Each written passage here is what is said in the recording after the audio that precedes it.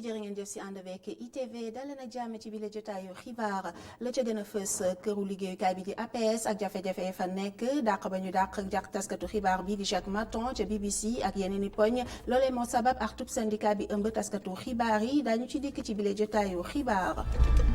ca daara ju kawe gi di Cheikh Anta Diop restaurant ba fa nekk ca pavillon A dafa doon lakk niki tey boori fajar mu bari lool ay yàqu-yàqu yuñ ca nemmeeku waaye ña fay liggéey xamle rek ne daañu def seen kéem kàttan ba étudiants yi mën a lekk ca nu mu waree. Sénégal jógati na taxaw teem ngir rek xeex plastique ci weeru avril bi ñu dëkkmal daañu fësal ab loi bu yees buy tere yenn xeetu plastique yi niki réewu Rwanda Mauritanie ak yeneen defee daañu ko waxtaanee. lii mooy gën a fës ci boppu xibaar yi neskis ñu yaatal ko.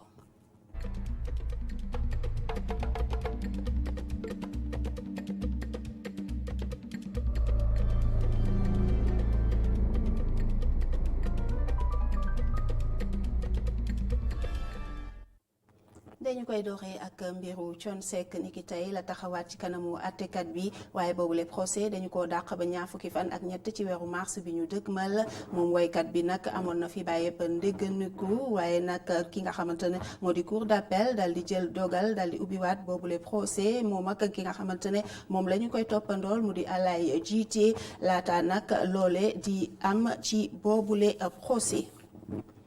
Restaurant bu pavillon A bu université Cheikh Anta Diop bu Ndakaaru niki tey dafa doon lakk ca pavillon A waaye nag yàqu-yàqu yu bare la ñu fa nemmeeku liggéeykat yi di xamle rek ne ñoom daañu def seen kéem kàttan ba étudiants yi mën a lekk sa nu mu waree Mortala Anne. restaurant bi nekk ci pavillon A daan nay tàkk jëppeet si booru juróomi waxtu si fajar gi ñetti marmite ñoo tàkk si diiru bi ñuy defar li nga xam ne mooy ndekki ndongo yi. biir jamono yu ñu toll jafe na lool ñu xam yu jur yooyu lay jëlee. dégâts yi nag su weesoo ñaari marmite yi ñu doon toggee fekk ñoom ñoo tàkk bu weesoo aussi karo yi nga xam ne ñoom ñoo nekk ci biir waañ bi bu weesoo également plafond bi ñu xam ne lakk-lakk bi taal na ko ba mu commencé mel ni dafa lâché bu dul loolu mënuñu wax léegi l'ampleur des dégâts mënuñu ko wax mais ñu ngi recenser lan moo ci yàqu-yàqu parce que les yàqu-yàqu yi mën na am matériel mën na am aussi des produits denrées alimentaires parce que dañu doon togg donc ñoo dinañ ko évaluer suñu ko évaluer bu ngeen ñu laajatee mën nañu leen leeral ni mu toll. gannaaw yooyu lee l'accident ña ngànk boobu lépp université jël nañu ay matuwaay ngir motal li nga xam ne mooy restauration bu ndongo yi. restaurant bi comme mënul ubbi dañu jël denrée yooyu ñu renforcer ko maanaam ñu yokk ko ci yeneen yi nga xamante ni ñu ngi dox bi loolu weesoo sant nañu leen tamit ku nekk li nga doon togg nga yokk ko bu baax a baax mais aussi liggéeykat yi nga xamante ne ni ñoo nekkoon fii ci biir restaurant bi jël nañu leen yóbbu nañu leen ci leen restaurant yi ñu jàppale ña fay nekk. ñi nga xamante ne ñooy tijji ak di tëj restaurant yi sant nañu leen tey bu waxtu bi ñu doon tëj jotee sax bu fekkee am na benn étudiant bu taxaw ci bunt bi bu ñu ko tëj. naam nemmeeku nañ see ay dégâts matériels ñii di police tamit ubbi nañu ab enquête ngir xam lan moo jur yooyu lay jëye. Moxtala an ñu àddu jëmee ci jafe-jafe yi nga xamante ne moo am ci këru liggéeykaay bi di APS dàq gu ñu dàq taskatu xibaar bi di Jacques Maton ca BBC loole nag doon na ay poñ yu tax ba syndicat bi ëmb taskatu xibaar yi dal di jóg taxaw temb la mu xamle mooy ne lu soxal mbiru taskatu xibaar ba ñu dàq ca BBC moom yóbbu na mbir ma ca yoon te di xaar àtte ba Bamba Kassé moo jiite boobule syndicat ñu teewlu ko ci micro Oumou Kalsoum Ba. tàmbali ko ci naqarlu li nga xamante ni moo dal suñu naataango bii di Jacques Maton di journaliste buy liggéey fii ci Sénégal ci bërëb bu ñu woowee BBC dañoo xëy rek ka jiite BBC jox ko benn demande ne ko dàq nañ la fi ñu ko teg mooy nee na président Rwanda dafa am benn interview bu ñu def ci Rwanda président bi ak gouvernement am d'accord ñu ci loolu rafetluwuñ ko donc BBC muy média bi nga xamante ni tey ci àdduna bokk na ci média yu ñu gën a naw ndax seen liberté ndax seen indépendance jóg ne dàq nañ benn journaliste qui plus est mooy seen secrétaire général section SYNPICS teg ko ci ne gouvernement bu Rwanda dañoo naqarlu daal benn article bu gaa yi bind. porté nañ plainte direction bu BBC. ñaareel poñ bi ma tënk ko rek ci gàttaay mu ngi jëm ci lu ñu wooyee code de la presse bu Sénégal code de la presse bu Sénégal am na ay jéego yu ndaw yu ñu ci def li may bëgg a wax tey rek mooy léegi lu ñu wooyee la balle est dans le camp du ministère maanaam fii ñu toll nii li des pour ñu appliquer code de la presse boobu à travers le décret ak yeneen loi connexes yi mu ngi ci ndoddul ministère bi ndax li ci mujjoon mooy fexe ba acteurs yi toog secrétariat général du gouvernement nga xam ne fa la texte yëpp di jaar toog ministère toog ñu waxtaanee càmbar projet de décret yi ak projet de loi yi loolu def nañ ko jeudi bi ak alxames ak ajuma bi passé fii ci benn hôtel de la place donc mën nañ jàpp ni fu mu nekk nii bu yéexee rek ci ñoom la te it ñuy fàttali ne ñun dañu ne woon ci njiitu réew mi nañu dem ba ci noppam ne ko monsieur le président de la république code bi nga xamante ne voté nañ ko depuis ñaari at ba léegi mënuñu ko appliquer ndax jëluñu ay décret d'application. ba tey ci wàllu xibaar ni ko dëkk yi di Rwanda Mauritanie wala sax Kenya di defee Sénégal fas yéene na taxaw tem dal di dikk ak loi bu yees bu di tere yenn xeetu plastique yi waaye ci gis-gis ñu bari ñu nga xamante ne dañuy sàmm gàncax gi dañu jàpp rek ne dañoo war a jël ay jàngat ci li nga xamante ne moo fi amoon di loi ci atum 2015 Moustapha Gabar Diop Barasso. 5 millions mbuusu plastique dañu jëfandikoo fii ci Sénégal bés bu ne loolu donte juróomi at ci ginnaaw taxawal nañu benn loi buy tere ñu koy jaay ak di ko importer bu ñu sukkandikoo ci waa forum civil ñaari mbir moo ko waral. benn bi mooy que ni état bi na taxaw dëgg-dëgg am autorité ni li ñuy tere dañ koy tere pour Massamba ak pour Mademba ci ñi gën a ndaw ca école ba ca église ba wala ca jumaa ja école yi nañ fexe ba enseignement à l'écologie maanaam jàngale xale yi seen dëkkuwaay nuñ koy sàmmee nuñ koy fonkee ak nuñ koy saytoo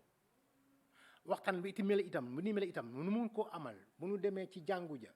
bu ñu demee ci jàkka ja bu ñu demee ci mbootaayu jigéen yi bu ñu demee ci ASC yi bu ñu demee ci groupement wu jigéen yi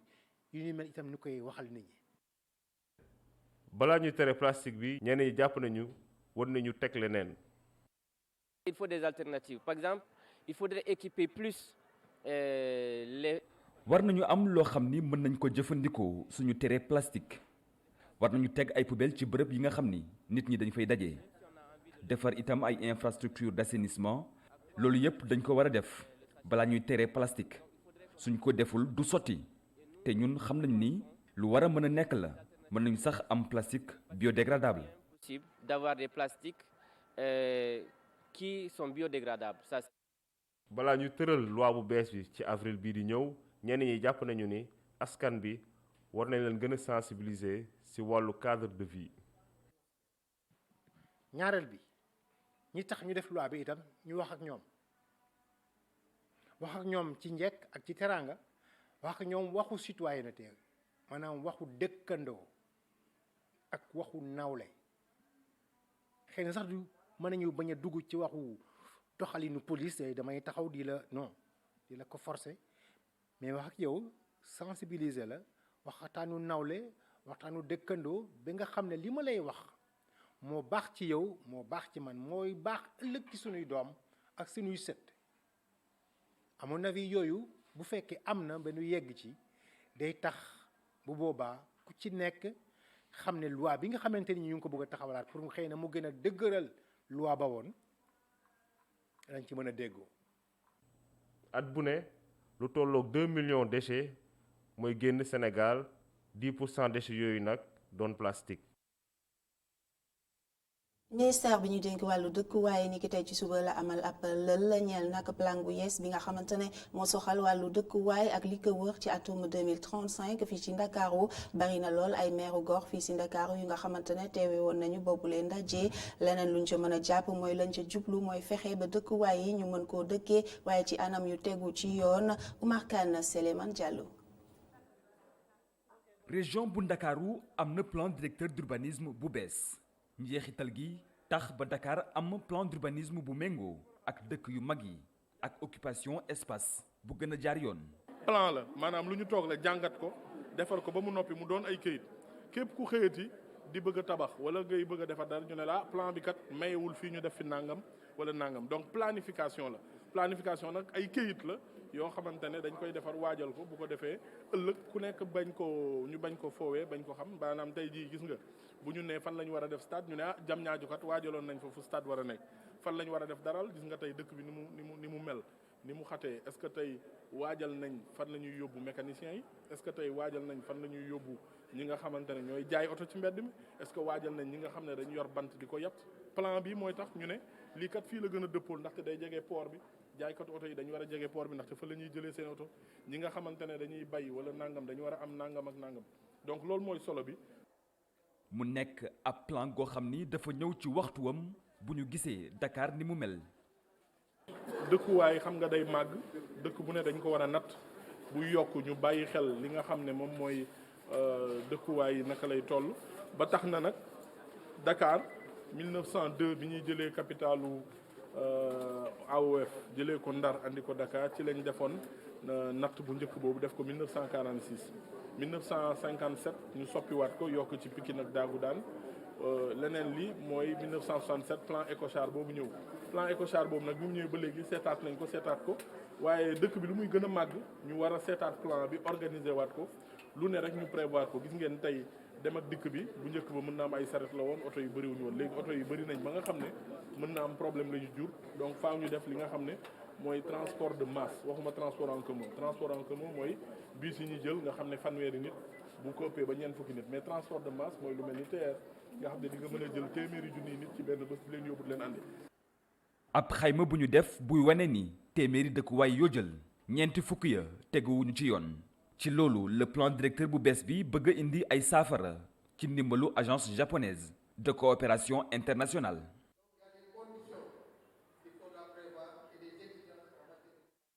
ñu àddu jëmee ci akimoo ga ñi akimoo suuf si gox bi di Mbour mu mel ni nag loolee mi ngi fay gën di bari suñu sukkandikoo ci ñi nga xamante ne mooy di askan bi rawatina nag ñu nekk ca gox yi di Sindia ak Sindiara ñoom nag la ñu jàpp mooy ne kilifa yi dañ cee war a taxaw temm ngir lu ni mel dal di dakk ndax kat ay téeméeri hectare la ñu dal di akimoo Aliou Kane ci leeral.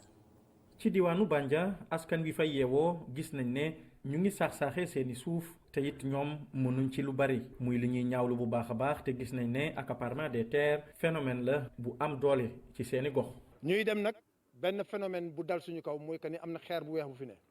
chaque année ñu affecté ñu ay carrières yoo xamante ni carrières yi ay 10 hectares moo doon ñëw 20 hectares 30 hectares bu ñëwee nag danañ ko aspecté parce que mënuñu bañ loo xamante ni mu ngi si biir suuf si mais bi ñu gën a jaaxal mooy que ni ciment du Sahel dafa ñëw ñu affecté ko fi 236 hectares 236 hectares yi dafa nekk si xol li tiim Bandia ñu ne nag jóg jot na parce que munoo ñëw nga sampal sa cimenterie nga am lu mot 1000 hectares si forêt classée bu Thiès nga am 200 hectares si même zone bi muy Cikki nga ñëw bëgg a jël 236 hectares si forêt classée bu Bandia ñun waa Bandia ñu ne non arrête. li ni mel it la ñuy seetlu ci Sandiara waaye fii nag taxawal nañ benn kuréel ngir daal xeex ak ñi nga xamante ne bi daal ñooy saax-saaxee seeni suuf donte nag am nañ ndam ci yoon waaye yeneen xeetu jafe-jafe ñu ngi koy jànkonteel. surface boobu 50 hectares yi loolu la ñu attaqué décision bi ci cour suprême ba cour suprême jox ñu dëgg bu ñu cour suprême joxee dëgg nag maire bi ñëwaat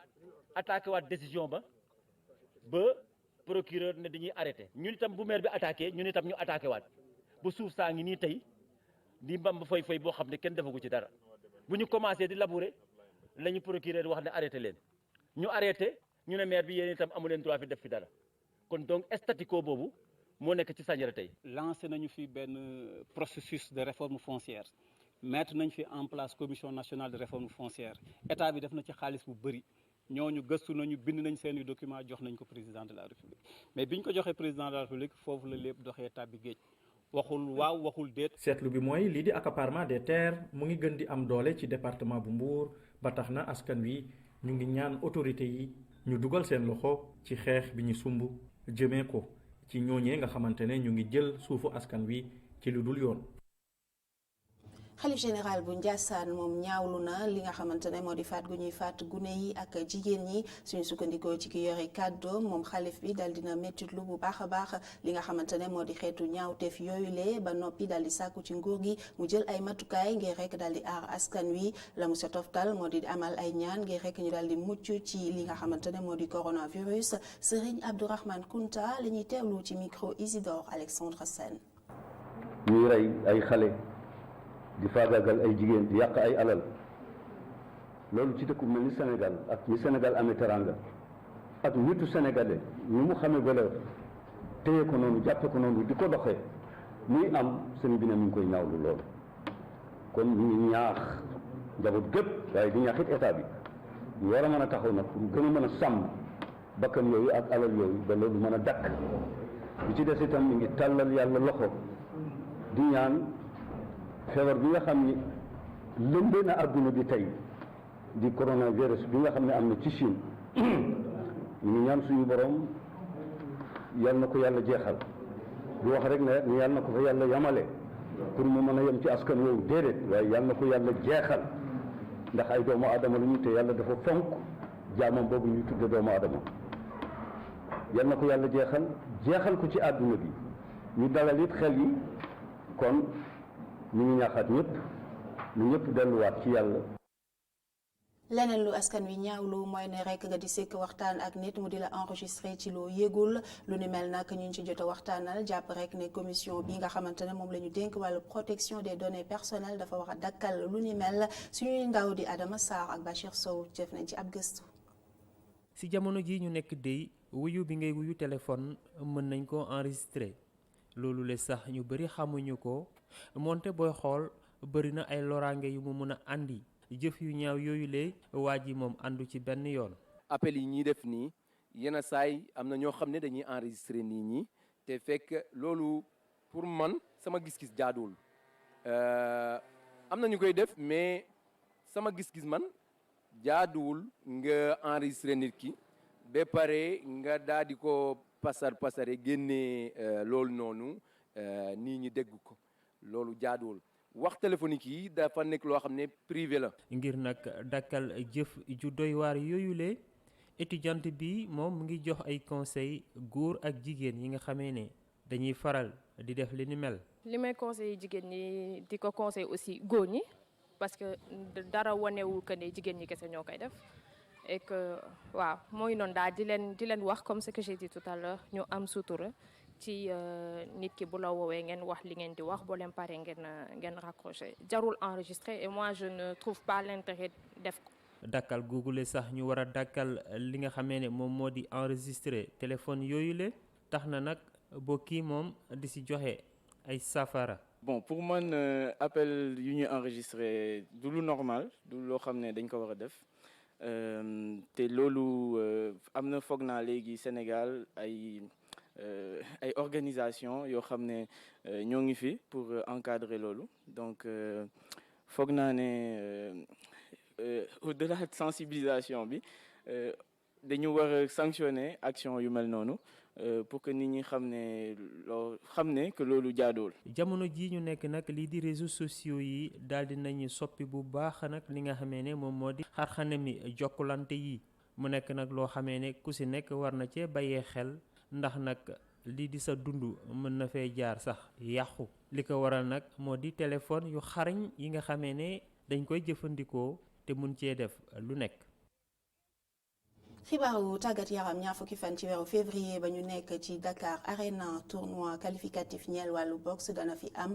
ñeel nag Jeux olympiques Tokyo 2020 ci Afrique ñaari téeméer ak fanweer ak benn ci boxeur ñoo nar a jóge ci lu toll ci fanweer ak juróom-ñeent ci dëkk ci Afrique ngir rek jongante ci diirub fukki fan waaye nag ñu mën cee tànn fanweer ak ñett ci ñi nga xamante ne ñoo di ay boxeur yi nar a teewal Afrique ci atum ci JO yi nga xamante ne moom la ñu dëkkmal juróom-ñaar ci doomi Sénégal juróom-benni góor benn jigéen ñoo nar a jongante boobule xew-xew nag comité d'organisation bi mu ngi koy wàcc bu baax a baax Ibrahima Wade moo di coordonnateur général bu comité d'organisation bi ñu teewlu ko ci micro Moustapha Gabar Diop. Dakar Arena la ñu jël defar nañ ko ba mu taaruwaay boo xam ne dëgg-dëgg tey ji boo fa demee ak matériel bi nga xam ni jàppale nañ ko Sénégal ñu def ko fa vraiment tey ji mën nañ Sénégal mën na fierté encore ci Dakar Arena waaye yamuñu foofu de li nga xam ne waaye wàllu transport wàllu sécurité wàllu daluwaay yi fi nga xam ne gan yi parce que nag booy xool mën nañ ni juróom-benni téeméeri nit ñooy ñëw ci Sénégal naam athlètes yi 231 lañ waaye booy xool waa CIO yi ñëw xool encadreurs yi ñëw waa presse internationale bi ñëw seen xarit yi seen mbokk yi ak yéen ñi la fay dal ci Sénégal ci ñaari semaines yi ñu jëm ci wàllu boxe vraiment am na solo lool. fànn yëpp daal boo jël rek liggéey nañ ci ak service su état yi liggéey ci ak ay partenaires liggéey ci ak ay prestataires ba tey jii mën naa ni pare nañ. mu ngoog fii la ñuy ndax keppe xibaaru marax yi mbokk yi jërë ngeen jëf si teewlu gi ñu di leen ñaanal jàmmati di ko sàkku si yéen si kanam tuuti Assane Gueye ci xibaar ci nasaraan lay doon jërë ngeen jëf.